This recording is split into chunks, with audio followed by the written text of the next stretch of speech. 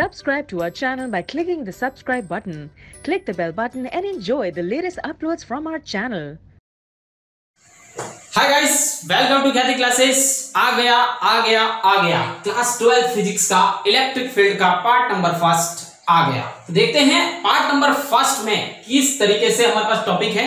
तीन टॉपिक, कितने टॉपिक? तीन topic. Electric charge, type of charge, properties of charge. ये तीन टॉपिक आपको एक नंबर दिला सकता है। एक नंबर बहुत ही मायने रखता है। एक नंबर कट यानी कि 55 नंबर, 56 में से 55% डाउन। आप बहुत से स्टूडेंट से पीछे जा सकते हैं, तो हमें 56 में से 56 किस तरीके से लाने हैं उसको देखने का ट्राई करना है, और ये हमें आपको भली बात यहाँ पर बता दूंगा। तो देखते हैं पार्ट नंबर फर्स्ट।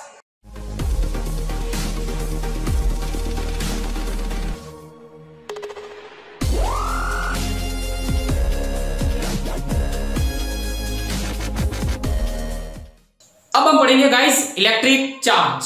क्या पढ़ेंगे? Electric charge. इलेक्ट्रिक चार्ज होता क्या है? तो इलेक्ट्रिक चार्ज, जिस तरीके से हम मास को डिफाइन नहीं कर पाते उसी प्रकार चार्ज को भी डिफाइन नहीं कर पाते, क्योंकि ये दोनों फंडामेंटल प्रॉपर्टीज हैं जिसको डिफाइन नहीं कर सकते। ये है तो है, फैक्ट होता है। तो ये क्या हो गया? Electric charge is a properties of substance due to which it produce electric and magnetic effect. यानी किसी ऐसी प्रॉपर्टी जिस पर किसी सब्सटेंस के थ्रू हम इलेक्ट्रिक और मैग्नेटिक इफेक्ट प्रोड्यूस कर सकते हैं, उस प्रॉपर्टी को हम क्या कहते हैं? Electric charge. तो कितनी आसान definition. Electric charge is a property of substance due to which it produce electric and magnetic effect. तो हमें पता चल गया होगा तो कि इलेक्ट्रिक चार्ज क्या होता है। तो आपने ये एटम में भी देखा था, हम एटॉमिक फिजिक्स पढ़ेंगे तब भी हम इसका यूज करेंगे कि इलेक्ट्रिक चार्ज में किस तरीके से क्या होगा, कि कैसे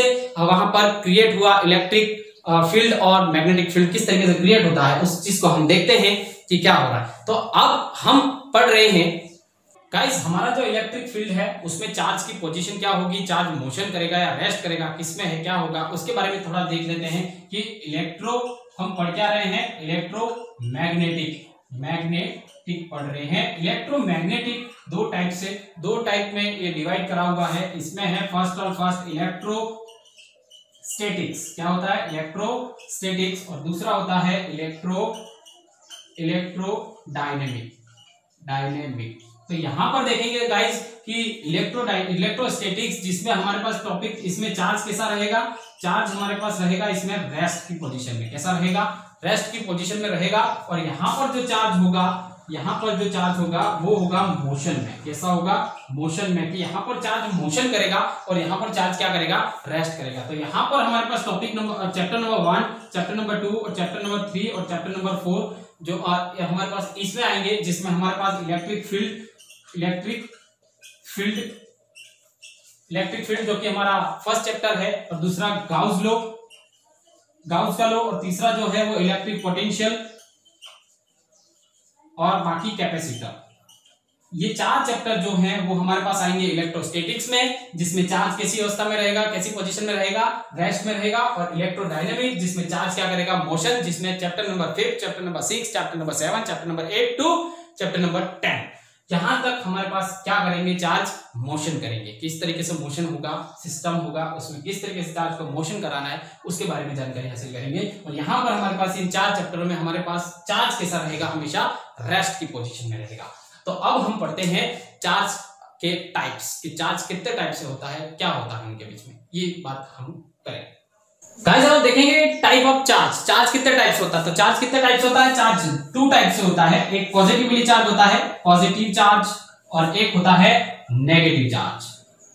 क्या होता है? नेगेटिव चार्ज होता है, और एक पॉजिटिव चार्ज होता है। तो पॉजिटिव चार्ज क्या होता है? पॉजिटिव चार्ज को प्लस से और एक माइनस से। तो ये दो तरह के चार्ज होते हैं हमारे पास, कि पॉजिटिव और नेगेटिव। और इनमें होता क्या है कि अगर एक कंडक्टर को हम, जिसके अंदर पॉजिटिवली चार्ज है, इसके साथ में हम एक यहाँ पर दूसरा कंडक्टर जो कि उसके अंदर भी कैसे चार्ज है?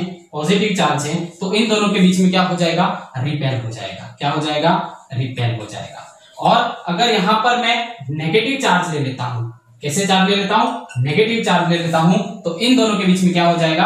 अट्रैक्शन हो जाएगा। क्या हो जाएगा? अट्रैक्शन हो जाएगा। हम पढ़ेंगे यूनिट ऑफ चार्ज। तो यूनिट ऑफ चार्ज क्या होती है उसको देखेंगे। तो देखते हैं यूनिट ऑफ चार्ज। देखते हैं यूनिट ऑफ चार्ज क्या होता है, कूलाम। क्या होता है, कूलाम, जिसको C से डिनोट करते हैं। और इसका जो फॉर्मूला होता है वो किस तरीके से होता है, एम्पियर इनटू सेकंड। क्या होता है, एम्पियर इनटू सेकंड। तो C is equal to coulomb is equal to क्या होता है, एम्पियर इनटू सेकंड। अगर 1 कूलाम के लिए डिनोट करें, 1 coulomb is equal to 1 ampere into 1 second. तो इस तरीके से हमारे पास क्या हो गया, स्टैंडर्ड यूनिट किसकी, ये किसमें होती है, एसआई सिस्टम में होता है। ये एसआई सिस्टम में, अगर आपको एसआई सिस्टम में चार्ज की यूनिट पूछे तो आपको क्या लिखना है, कूलाम। और यूं पूछ ले कि एम्पियर इनटू सेकंड किसकी यूनिट है, तो आप क्या बता दोगे, कूलाम की। किसकी, कूलाम की। तो ध्यान रखें। और अब दूसरी बात इस तरीके से कि इसका डायमेंशनल फॉर्मूला इस तरीके से, डायमेंशनल फॉर्मूला बात करते हैं, डायमेंशनल फॉर्मूला क्या होता है, एम, एल, टी और ए। एम यानी मास, जिसको किलोग्राम में डिनोट करते हैं। एल जिसको कहते हैं लेंथ, जिसको मीटर में डिनोट करते हैं। और टी जो कि होता है टाइम, जिसको सेकंड में डिनोट करते हैं। और ए जो कि होता है एम्पियर। ठीक है दोस्तों, तो यहां पर क्या करना है, यहां पर हमारे पास जो यूनिट आई है एम्पियर इनटू सेकंड, यहां पर किलोग्राम है क्या, नहीं है। तो किलोग्राम को क्या कर देंगे, m0। क्या मीटर है क्या इधर, नहीं है। तो मीटर लेंथ को भी क्या कर देंगे, 0। और टाइम टी जिसको सेकंड से डिनोट करते हैं, सेकंड है क्या, जी हाँ। तो सेकंड कितना है, 1। तो क्या कर देंगे ऊपर 1। अब एम्पियर देखते हैं, एम्पियर है क्या, जी हाँ 1। कितना है, 1। तो इस तरीके से हमारे पास ये डायमेंशनल फॉर्मूला 1 नंबर में पूछने के लिए तैयार। तो 1 नंबर में पूछ सकता है कि चार्ज का डायमेंशनल फॉर्मूला क्या होता है, लिखिए। अब मैं इस तरीके से बता देना। अब बात करते हैं, ये तो हो गया एसआई सिस्टम में। अगर सीजीएस सिस्टम में अगर पूछें तो क्या कर देंगे, तो सीजीएस सिस्टम में इसकी यूनिट क्या होती है उसको देखते हैं। गाइस, सीजीएस सिस्टम में यूनिट ऑफ चार्ज क्या होती है उसको देखते हैं। यूनिट ऑफ चार्ज होता है 1 कूलाम इज इक्वल टू होता है 3 into 10⁻⁹ ESU। ESU का मतलब क्या, इलेक्ट्रोस्टैटिक्स यूनिट। क्या होती है, इलेक्ट्रोस्टैटिक्स यूनिट। कितना होता है, 1 coulomb charge is equal to 3 into 10⁻⁹ ESU। तो आपको सीजीएस सिस्टम में यूनिट पूछे तो क्या बताओगे, इलेक्ट्रोस्टैटिक्स यूनिट या फ्रैंकलिन। क्या कहोगे आप, फ्रैंकलिन। क्या कहोगे, फ्रैंकलिन, जिसको FR से भी डिनोट कर सकते हैं। अब दूसरी बात कि यहां पर इसकी जो ये तो स्मॉलेस्ट यूनिट होती है, किसकी, चार्ज की स्मॉलेस्ट यूनिट सीजीएस सिस्टम में। और इसकी लार्जेस्ट जो यूनिट होती है, कौन सी, लार्जेस्ट यूनिट होती है वो होती है फैराडे। क्या होती है, फैराडे होती है। और 1 फैराडे इज इक्वल टू कितना होता है, 1 फैराडे इज इक्वल टू होता है 96500 कूलाम। तो 1 फैराडे इज इक्वल टू कितना होता है, 96500 कूलाम। तो ये ध्यान रखें कि सीजीएस सिस्टम में 1 कूलाम इज इक्वल टू कितना होता है, 3 into 10⁻⁹ ESU, इलेक्ट्रोस्टैटिक्स यूनिट, जिसको फ्रैंकलिन कहते हैं। ध्यान रखना, इसकी सीजीएस सिस्टम में यूनिट पूछे तो आप क्या लिखोगे, ESU या फ्रैंकलिन, FR। दूसरी बात में, ये तो इसकी होगी स्मॉलेस्ट यूनिट। अगर उसकी लार्जेस्ट यूनिट क्या होती है, फैराडे। और 1 फैराडे इज इक्वल टू कितना होता है, 96500 कूलाम। ये पूछ चुका है प्रीवियस एग्जाम्स में। तो 1 फैराडे इज इक्वल टू होता है 96500 कूलाम। अब हम अदर यूनिट की बात करें, अदर यूनिट जो कि हमारे पास न्यूमेरिकल में काम आने वाली है, तो वो होता है 1 micro coulomb is equal to होता है 10⁻⁻⁶ कूलाम।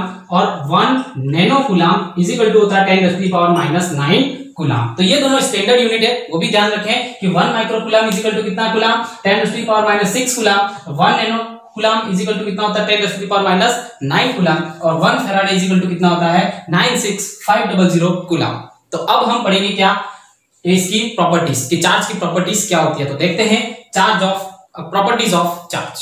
हम पढ़ेंगे प्रॉपर्टीज ऑफ चार्ज। इसकी चार्ज की प्रॉपर्टीज होती है कितनी, 4 प्रॉपर्टीज होती है। फर्स्ट प्रॉपर्टी जो होती है वो होती है additivity of charge.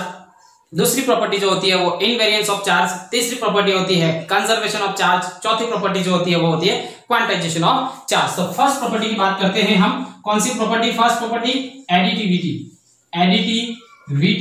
Of charge. क्या होती है, एडिटिविटी ऑफ चार्ज। इसके बारे में बात करते हैं। तो जैसे एक कोई सिस्टम है, उस सिस्टम में p चार्ज है और एक n नेगेटिव चार्ज है। तो अब p को तो पॉजिटिव प्लस p से और नेगेटिव को n से, तो अब इनका टोटल नेट चार्ज जो होगा वो क्या हो जाएगा, p प्लस माइनस का n, तो डेट इज क्या बच जाएगा हमारे पास p माइनस n, इसका नेट चार्ज बच जाएगा। यानी कि अगर इस सिस्टम में मान लेते हैं just example 2 coulomb charge minus का 3 coulomb charge, 8 coulomb charge minus का और 5 कूलम चार्ज माइनस का। अगर इस तरीके से हमारे पास इस सिस्टम में इस तरीके से चार्ज पड़े हुए हैं, तो अब इन चार्ज का नेट चार्ज कितना होगा उसको देखते हैं। तो क्या हो जाएगा, नेट चार्ज कितना हो जाएगा, नेट चार्ज कितना हो जाएगा इसके अंदर देखते हैं, 2 प्लस कितना आ जाएगा, माइनस का 3 प्लस माइनस का 5 प्लस कितना आ जाएगा, माइनस का 8 इज इक्वल टू कितना आ जाएगा, 2 माइनस 3 माइनस का 5 माइनस का 8। तब बच कितना जाएगा, 8 5 एंड 3, तो 2 माइनस 3 कितना हो जाएगा, माइनस का 1 माइनस का 5 माइनस का 8, दैट इज कितना बचेगा, 8 5 कितना हो जाएगा, 13 और 8 14, तो कितना जाएगा, माइनस का 14 कूलम चार्ज हमारे पास क्या हो जाएगा, नेट चार्ज बच जाएगा। तो इस तरीके की प्रॉपर्टी हमारे पास कौन सी प्रॉपर्टीज होती है, एडिटिव प्रॉपर्टीज होती है। तो किसी भी सिस्टम में जितने भी चार्ज होंगे उन सबका क्या हो जाएगा, सम। ये हमारे पास चार्ज का हो जाएगा, एडिटिविटी ऑफ चार्ज की प्रॉपर्टीज होती है। अब दूसरी प्रॉपर्टीज के बारे में बात करते हैं, कौन सी property, invariance of charge. Guys अब हम पढ़ेंगे इनवेरियंस ऑफ चार्ज, यानी कि चार्ज जो होता है वो उसकी वेलोसिटी पर डिपेंड नहीं करता है, वो उसकी वेलोसिटी पर कभी भी डिपेंड नहीं करता है। तो चाहे वो रेस्ट में है, चाहे वो मूविंग में है, मोशन में है, तब भी वो उसके सिस्टम में वो कभी भी वेलोसिटी पर डिपेंड नहीं करता है। तो इस प्रॉपर्टी को हम क्या कहते हैं, इनवेरियंस ऑफ प्रॉपर्टी। गाइस अब हम बात करेंगे कंजर्वेशन ऑफ चार्ज, कि चार्ज को ना तो क्रिएट किया जा सकता है और ना ही डिस्ट्रॉय किया जा सकता है। इसको one body to another body में क्या किया जा सकता है, ट्रांसफर किया जा सकता है। ये प्रॉपर्टी कौन सी होती है, कंजर्वेशन ऑफ चार्ज। क्या, एक बार फिर से सुने कि किसी चार्ज को ना तो क्रिएट किया जा सकता है और ना ही डिस्ट्रॉय किया जा सकता है, ये one body to another body में ट्रांसफर किया जा सकता है। फोर्थ प्रॉपर्टी जो है वो है क्वांटाइजेशन प्रॉपर्टी। कौन सी प्रॉपर्टी है, क्वांटाइजेशन ऑफ चार्ज। तो क्वांटाइजेशन ऑफ चार्ज में क्या है कि चार्ज जो है वो चार्ज है वो इस पोजीशन में रहेगा, Q is equal to plus minus any, इस कंडीशन में रहेगा। किस कंडीशन में, Q is equal to plus minus any where n is integer है। तो ध्यान रखें कि चार्ज किस कंडीशन में रहेगा। जैसे चार्ज इस कंडीशन में रह सकता है, Q इज इक्वल टू कितना आ जाएगा, plus minus E plus minus 2E plus minus 3E plus minus 4E। कभी भी चार्ज 1.2 कूलम, 3.4 कूलम या माइनस 3.4 कूलम में नहीं रहेगा, वो हमेशा कैसा रहेगा, 2 कूलम या 3 कूलम या माइनस का 4 कूलम, इस तरीके से हमारे पास वो चार्ज प्रेजेंट रहेगा। तो इस प्रॉपर्टीज को हम क्या कहते हैं, क्वांटाइजेशन ऑफ चार्ज। तो इस तरीके की हमारी प्रॉपर्टीज थी, चार्ज की डेफिनेशंस थी, चार्ज के टाइप्स थे, चार्ज की यूनिट थी। तो इस तरीके से हमारा आज चैप्टर नंबर फर्स्ट का, इलेक्ट्रिक फील्ड का पार्ट नंबर फर्स्ट, जिसमें हमने बहुत सारी चीजें सीखी जो कि यहाँ पर सिर्फ और सिर्फ 1 नंबर का क्वेश्चन पूछा जाता है। ठीक है।